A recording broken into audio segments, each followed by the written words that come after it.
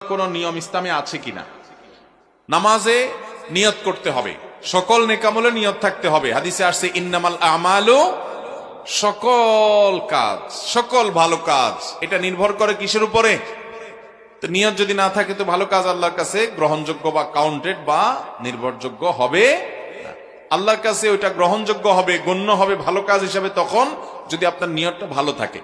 একজন একটা ভালো কাজ করছে, তার নিয়ত হলো মানুষের কাছে ভালো সাজা, মানুষের কাছে বাহবা নেওয়া, মসজিদের টাকা দিছে, সবাই যেন জানে সে টাকা দিছে, তার জন্য অবস্থান হয়, সেজন্য কমিটিতে ঢুকতে পারে, বা মানুষ যেন তার বাহবা দেয়, সবার নাম যেন ইমাম সাহেব সবার সামনে যেন তার নাম ঘোষণা দেয়।